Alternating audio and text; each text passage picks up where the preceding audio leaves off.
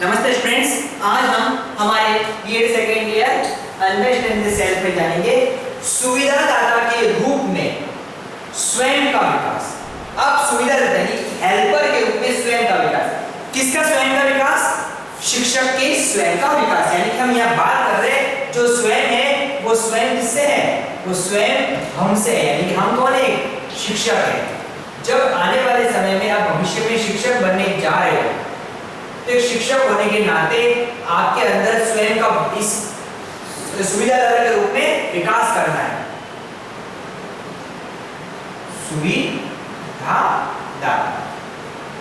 सुविधादाता क्या बोल सकते हैं कि एक हेल्पर के रूप में हम हमारे अंदर कैसे विकास करेंगे, डेवलप लाएंगे, जिससे कि हम आदर्श पहचान बच्चों के सामने प्रस्तुत कर सके। हमारे शिक्षण के साथ साथ बच्चों के बेहतर भविष्य के लिए हमेशा तत्पर रह सके। इसके लिए हमको हमारा एक अच्छे से डेवलप करना होगा, जिससे हम बच्चों के लिए सुविधादाता के रूप में सामने आएंगे। टीचर्स का काम सिर्फ कक्षा कक्ष में शिक्षण करना नहीं है कि क्लास में ये बच्चों को पढ़ाकर आगे। इसके साथ साथ बहुत सी ऐसी जिम्मेदारियां होती है जो शिक्षक को निभानी पड़ती है। उन्हीं जिम्मेदारियों को समझते हुए वहां पर उसको अपना विकास करना है एक सुविधादाता के रूप में। तो ये सुविधादाता के रूप में किस तरीके से शिक्षक का विकास करेंगे, आइए हम इसको जानते हैं। सबसे पहला जो बात है वो है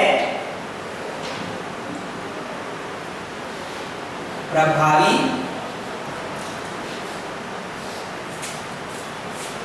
शिक्षण अधिगम। शिक्षण अधिगम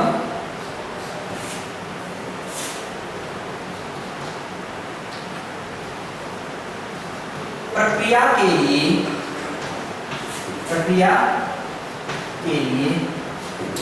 स्वयं का विकास। स्वयं का विकास। एक शिक्षक को ये चाहिए कि जब वो अपना शिक्षण कार्य करता है तो उस शिक्षण कार्य के दौरान जो कम्युनिकेशन बच्चों के साथ बनता है वो कम्युनिकेशन इतना इफेक्टिव होना चाहिए कि बच्चों पर उसका एक सकारात्मक और प्रभावशाली एक बच्चों पर व्यू पड़े। प्रभावी एक शिक्षक जितनी प्रभावशीलता के साथ अपना शिक्षण करेगा, बच्चे कक्षा कक्ष में उतनी ही रुचि के साथ कक्षा कक्ष में बने हुए रहेंगे। और यही रुचि और यही आकर्षण बच्चों के अधिगम को उच्च बनाती है, उसको हाई बनाती है। इसलिए शिक्षक को चाहिए कि अपनी जो अधिगम प्रक्रिया है, हमारी जो सीखने की लर्निंग की जो प्रोसेस है वो काफी इफेक्टिव होनी चाहिए। उसमें कैसे मेथड्स यूज करना, उसमें कौन कौन से हम टीचिंग एड्स का प्रयोग कर सकते हैं, बच्चों के साथ कम्युनिकेशन हम कैसे लेंगे, हम शिक्षण के दौरान कौन कौन सी एक्टिविटीज कर सकते हैं, इन सब बातों का एक टीचर को नॉलेज होना चाहिए। सामान्य सी बात है, जब हम साधारण तौर पर देखते हैं सिर्फ पाठ्य पुस्तक के माध्यम से बच्चों को पढ़ाएंगे तो बच्चों का इंटरेस्ट थोड़ा सा कम रहता है, बच्चों में बोरियत आती है। लेकिन हम उसी पाठ्य पुस्तक के साथ साथ कुछ अन्य एक्टिविटीज भी करते हैं। ब्लैक बोर्ड का यूज करना, बच्चों से क्वेश्चंस वगैरह कर सकते हैं, टीचिंग एड का प्रयोग कर सकते हैं, मेथड्स ला सकते हैं, कुछ प्रैक्टिकली भी कर सकते हैं वगैरह वगैरह। हम बहुत सी ऐसे एक्टिविटीज कर सकते हैं, वैसी प्रोसेस ला सकते हैं। तो इससे हम देखेंगे कि बच्चों में इंटरेस्ट होगा, बच्चों में रुचि होगी और बच्चों की जो शिक्षण अधिगम को हम अच्छा बेहतर बनाना चाहते हैं वो शिक्षण अधिगम बेहतर बनेगा।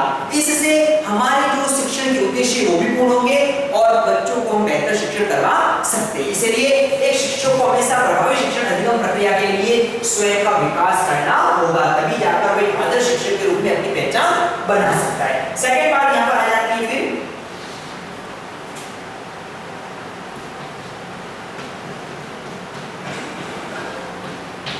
गुणवत्तापूर्ण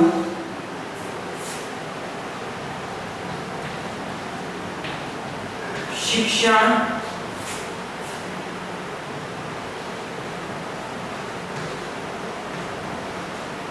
अधिगम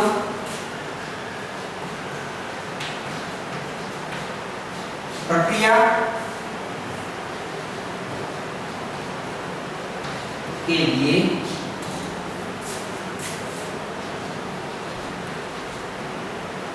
स्वयं का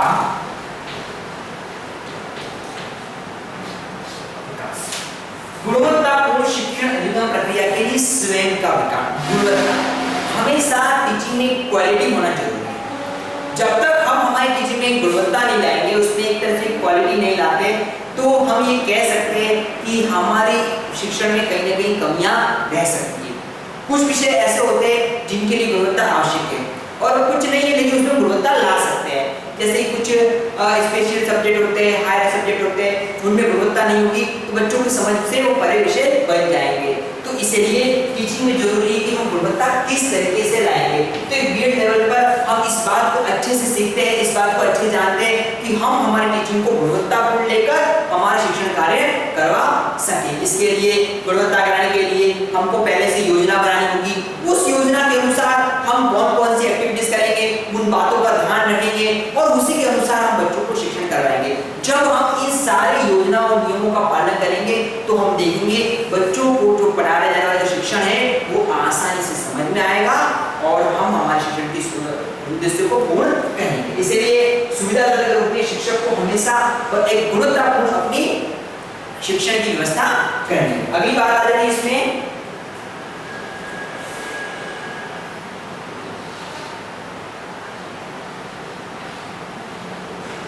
निर्देशन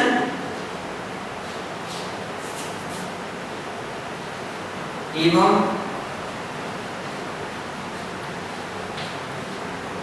परामर्श के लिए स्वयं का विकास। गाइडेंस एंड काउंसलिंग, जो हम बोलते हैं निर्देशन और परामर्श, इसका नॉलेज एक टीचर को होना जरूरी है। क्योंकि अगर उसको इस निर्देशन और परामर्श का नॉलेज होगा तो बच्चों के लिए हमेशा तत्पर रहेगा, बच्चों के लिए हमेशा तैयार रहेगा, बच्चों की समस्याओं का समाधान कर सकता है। तो एक टीचर को बच्चों को कैसे गाइड करना है और उसको कैसे हम परामर्श सजेस्ट करेंगे, परामर्श करेंगे, इसके लिए तैयार रहना होगा। हम देखते हैं कक्षा कक्ष में जब बच्चा धीरे धीरे बड़ी कक्षाओं की आगे की बढ़ता है तो उसके बहुत सी प्रॉब्लम्स आती रहती है। उसको भविष्य में क्या बनना है, कैसे, क्योंकि शिक्षण के साथ साथ उसकी व्यावहारिकता जुड़ी होती है और वही व्यावहारिकता उसके कहीं ना कहीं भविष्य के संदर्भ में हो सकती है। तो बच्चों की जो भी समस्या है उस समस्या का समाधान शिक्षक को करना चाहिए, उसको परामर्श करते रहना चाहिए, उसको बताना चाहिए वो आगे क्या कर सकता है। अगर बच्चा को पढ़ने में कमजोर है तो उस कमजोरी को वो किस तरीके से दूर कर सकता है। एक बच्चा टैलेंटेड है तो अपने टैलेंट को कैसे आगे बढ़ा सकता है। इन सब बातों का शिक्षक को नॉलेज होगा तो वो अपने शिक्षण के साथ साथ बच्चों को हमेशा इसके लिए निर्देशन और परामर्श देगा और यही निर्देशन परामर्श उसके भविष्य के संदर्भ में आवश्यक होती है। इसके बाद अगला आ जाता है बिंदु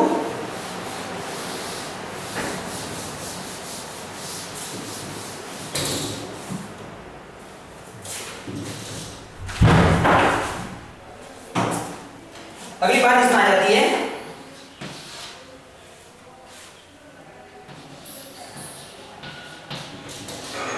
कक्षा कक्ष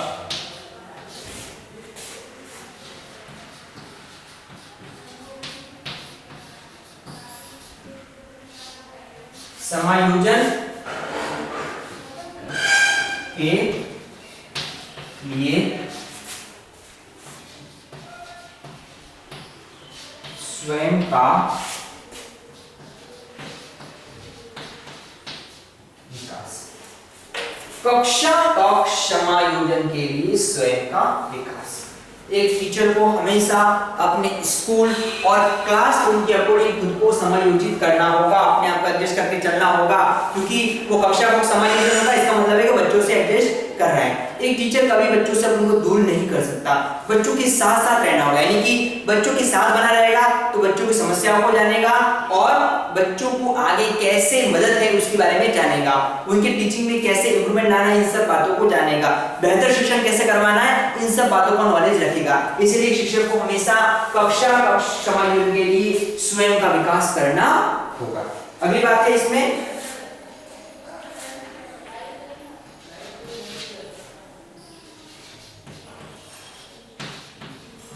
अधिगम स्तर के सुधार के लिए स्वयं का विकास,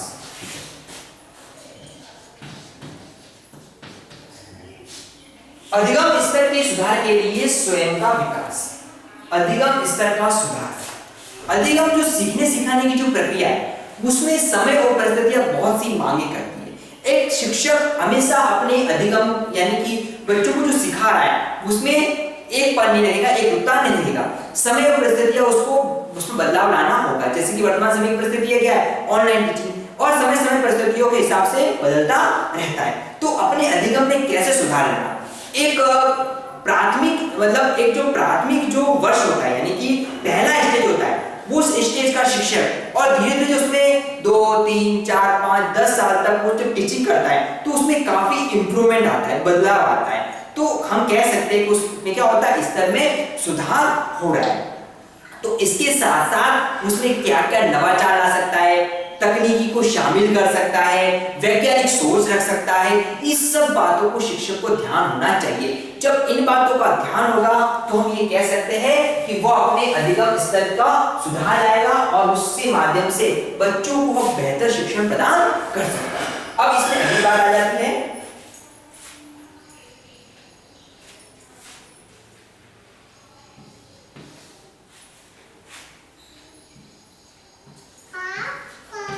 उपचारात्मक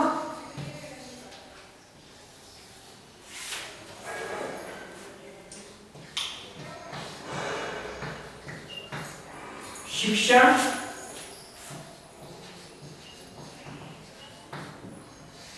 व्यवस्था के लिए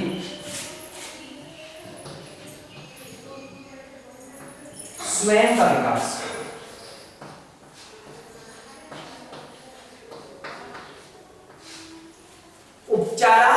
शिक्षण की व्यवस्था के लिए स्वयं का विकास। उपचार और निदानात्मक परीक्षण हमने समझा होगा कि हमको किसी भी स्टूडेंट के उपचार करके उसको निदान करना है, यानी उसकी समस्याओं को दूर करना है। स्टूडेंट की बहुत सी समस्या होता है, उसको दूर करना है। इसलिए एक शिक्षक हमेशा उपचारात्मक शिक्षण यानी कि वो बच्चों की समस्याओं के संदर्भ में कैसे उपचार ला सकता है। मान लीजिए कोई मंद बुद्धि का बालक है या कोई पिछड़ा क्षेत्र का बालक है, ठीक है, तो ऐसे मंद बुद्धि के और जो एजुकेशन से पिछड़े बालक है, ऐसे बच्चों के लिए हम क्या उपचार कर सकते हैं, इसके लिए हमेशा तत्पर तैयार रहना होगा।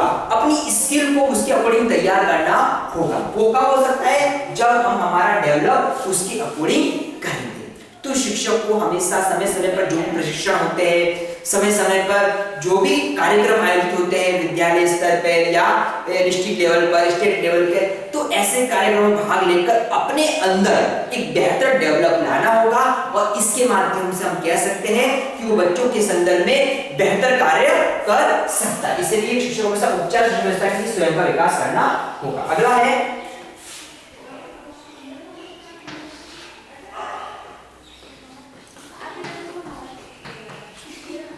विषय के चयन के लिए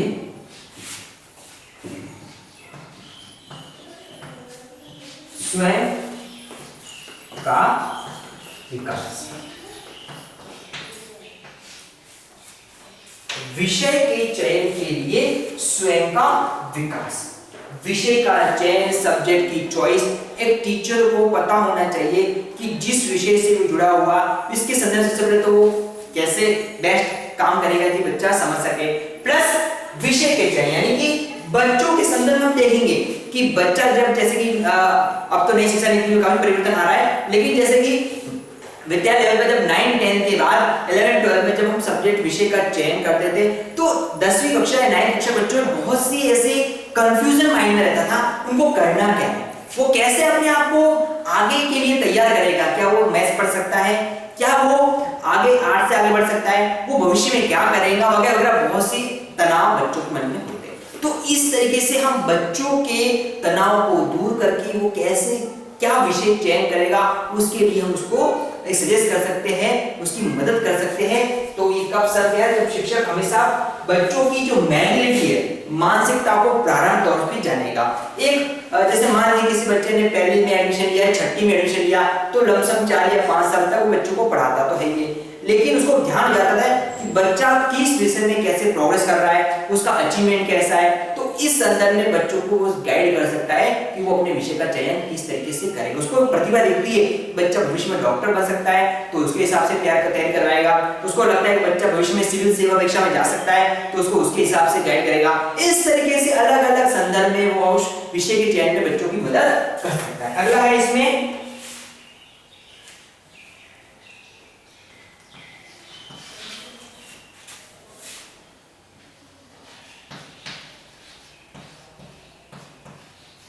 अधिगम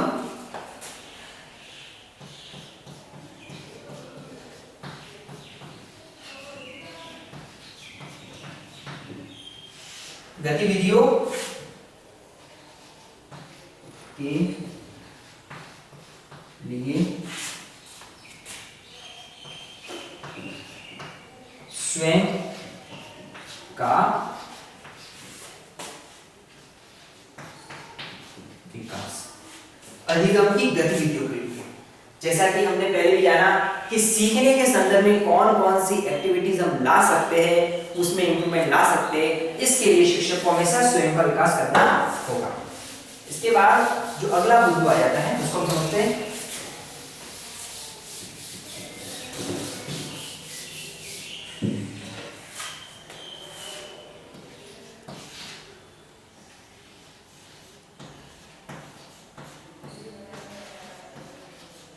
मूल्यांकन व्यवस्था के लिए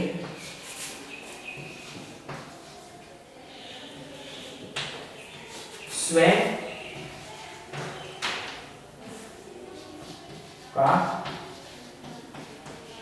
विकास। मूल्यांकन व्यवस्था के लिए एक शिक्षक को हमेशा मूल्यांकन व्यवस्था के लिए तैयार रहना होगा, यानी कि उसको बच्चों के मूल्यांकन करके उसके संदर्भ मूल्यांकन के बच्चों को जान सकेगा कि बच्चा कैसे बेहतर कार्य कर सकता है। इसलिए शिक्षक को हमेशा मूल्यांकन जो प्रोसेस है, प्रक्रिया है, उसके बारे में नॉलेज होना चाहिए कि बच्चों का मूल्यांकन कैसे लेगा, बच्चों को कैसे समझाएगा, मतलब बच्चों के टीचिंग में कैसे इंप्रूवमेंट लाएगा, ये सारी बातें। साथ साथ कक्षा के शिक्षण के दौरान भी समय समय बच्चों से क्वेरी करना, ताकि बच्चों की जो भी कंफ्यूजन है या बच्चा समझ नहीं पा रहा है तो उसके अकॉर्डिंग खुद में कैसे इंप्रूवमेंट लाएगा, बच्चों में कैसे टीच करेगा, इस सब बच्चों को नॉलेज हो सकता है। इस तरीके से हम कह सकते हैं कि मूल्यांकन व्यवस्था के लिए एक शिक्षक को स्वयं का डेवलप हमेशा करना होगा। अगला है इसमें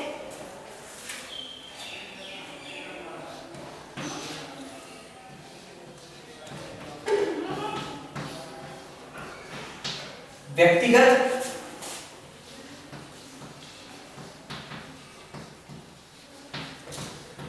समस्याओं के लिए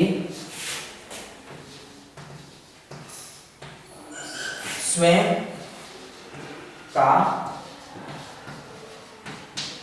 विकास। व्यक्तिगत समस्याओं के लिए स्वयं का विकास।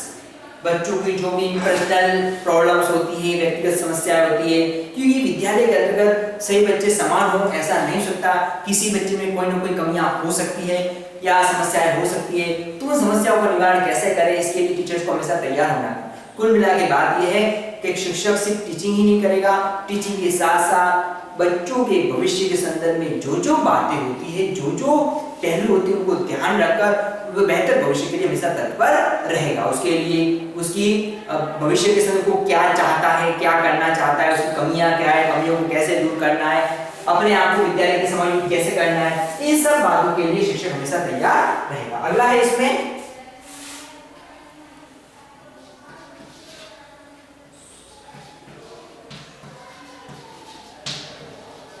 पाठ्यक्रम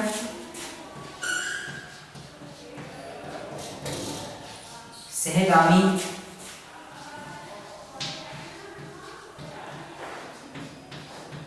क्रियाओं के लिए स्वयं का विकास। पाठ्यक्रम सहगामी क्रियाएं, वे एक्टिविटीज जो को करिकुलम होती है, पाठ्यक्रम सहगामी होती है। एक शिक्षक से शिक्षण कार्य नहीं करता, उसको पाठ्यक्रम सहगामी क्रियाओं से भी जुड़ना होगा, क्योंकि विद्यालय के अंतर्गत बच्चों की मानसिक विकास के साथ साथ शारीरिक और सर्वांगीण विकास का भी ध्यान रखना होता है। तो सर्वांगीण विकास पाठ्यक्रम सहगामी क्रिया से होता है। विद्यालय में जयंती पर्व मनाना, विद्यालय में खेलकूद गतिविधियों का आयोजन करना, विद्यालय में हम और बहुत सी एक्टिविटीज करवा सकते हैं, कर सकते हैं। तो इन एक्टिविटी के लिए हम देखेंगे कि शिक्षक को हमेशा बच्चों के साथ जुड़ना होगा। बच्चा किसी एक्टिविटी भाग लेता है तो शिक्षक को भी उसमें अपना रोल प्ले करना होगा और बच्चों को एक अच्छा बेहतर प्लेटफॉर्म प्रदान करना होगा।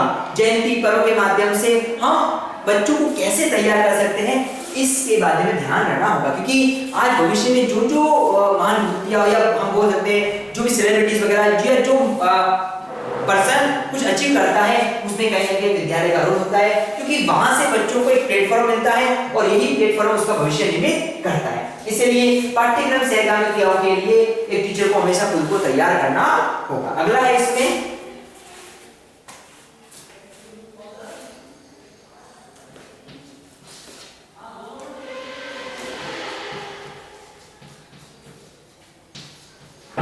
सामाजिक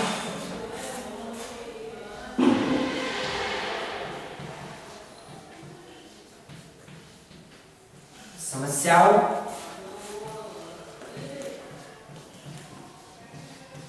के लिए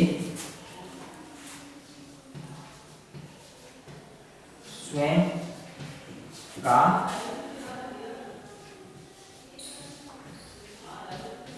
विकास। सामाजिक समस्याओं के लिए स्वयं का विकास।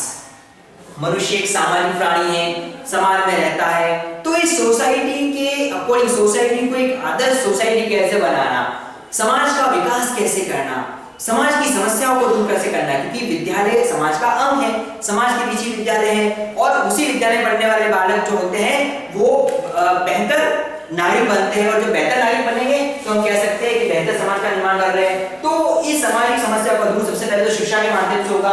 प्लस अगर समाज में कुछ कुरीतियां कुछ प्रथा है जो कि नेगेटिव है, तो ऐसी प्रथाओं को हम दूर कर सकते हैं। शिक्षक उसका दायित्व होता है। जैसे कोरोना काल में भी शिक्षकों ने समाज में जागरूकता के माध्यम से जो समाज है उसके विकास में अपना योगदान दिया। इस तरह से सामाजिक समस्या के लिए स्वयं का विकास होगा। अगला है इसमें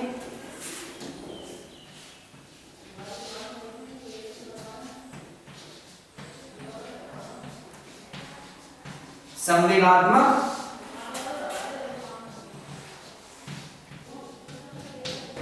स्थिरता के लिए स्वयं का विकास।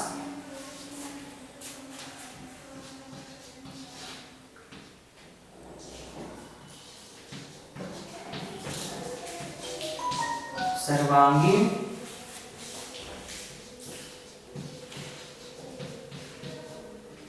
विकास के लिए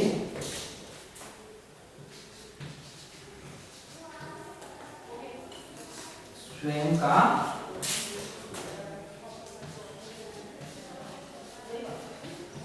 विकास।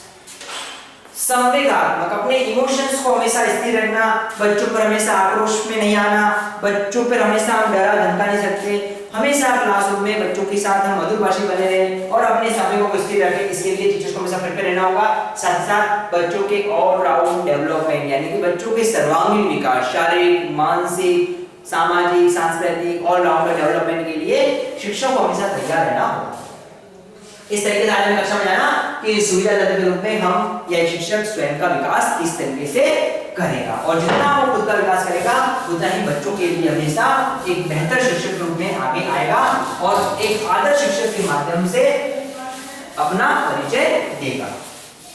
अब इसी के संदर्भ में आपका असाइनमेंट है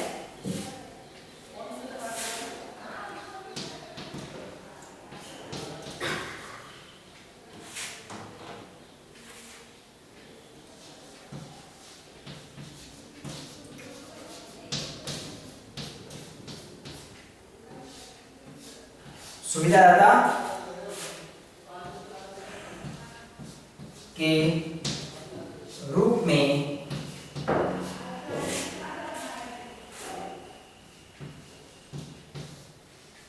शिक्षक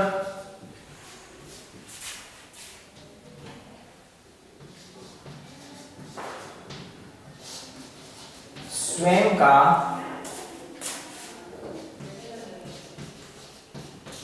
विकास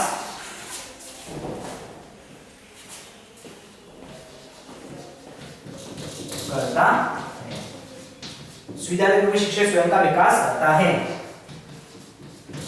स्पष्ट कीजिए। एक सुविधा के रूप में जो शिक्षक स्वयं का विकास करता है वो कैसे करता है, इस बात को आपको स्पष्ट करना है। स्टूडेंट्स, जैसे कि बताया कोरोना का समय चल रहा है, आपको सावधान सतर्कता रखनी है। जब भी घर से बाहर निकले वो मास्क का प्रयोग करें। इसी सावधान सतर्कता से हम बीमारी से निजात पा सकते हैं। Thank you.